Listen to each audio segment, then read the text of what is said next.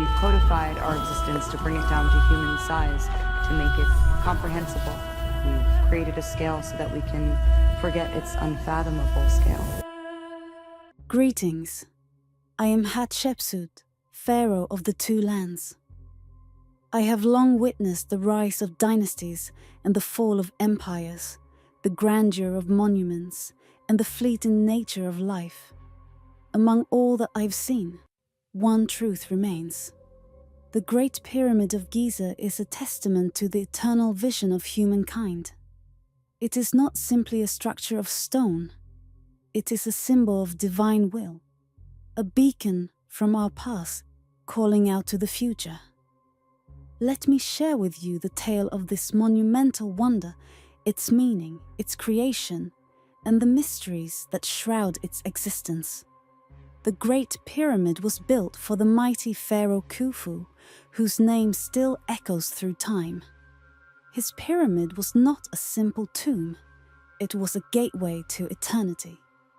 As Egyptians, we believed that death was not the end, but a journey. And for that journey, the soul needed a vessel of power. The pyramid served that sacred purpose. Inside it were chambers like the King's Chamber and the Queen's Chamber, with long halls such as the Grand Gallery, all aligned to the stars, pointing heavenward toward the gods. Every stone in the pyramid, over 2 million of them, was placed with divine purpose. No one can say with certainty how it was built, and that is part of its mystery. Some claim ramps, others say water or sleds. What I know is that it was no work of slaves, but of skilled workers devoted to their craft and to the gods. It took decades and the strength of thousands, but what they built has lasted over 4,000 years.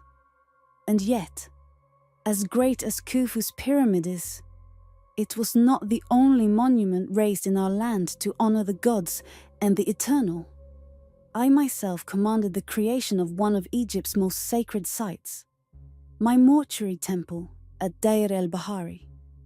Jesa Jeseru, the Holy of Holies, was carved into the cliffs across the Nile from the great sanctuary of Karnak. My steward, Senenmut, designed it with divine inspiration. It rises in 3 great terraces, each aligned with pillars and crowned with statues of me in the image of Osiris, god of the afterlife. There my spirit would unite with his, and my cult would be honored for eternity. My temple was not just for me. It honored my father, Thutmose I, the goddess Hathor, the funerary god Anubis, and the sun god Ra-Horakhti. An altar under the open sky welcomed the rising sun. At the heart of the temple, cut into the rock, lies the sanctuary of Amun, the god who, I proclaimed, was my true father. My temple's walls speak through painted reliefs, more than words could ever tell. They show rituals, festivals, the raising of obelisks, and my great expedition to Punt, a land of incense, gold and myrrh. We brought back riches, strange animals, and the blessings of a land untouched.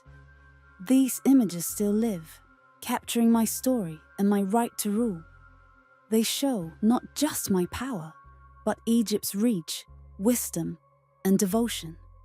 You see, while the Great Pyramid reached for the heavens in sheer height, my temple reached for the divine through harmony and story. It was a mirror of Ma'at, order, balance, truth. These monuments, both mine and Khufu's, were not built merely to last. They were built to remind. They are the voice of our belief in life beyond death, in the gods' eternal gaze, and in the bond between ruler and divine.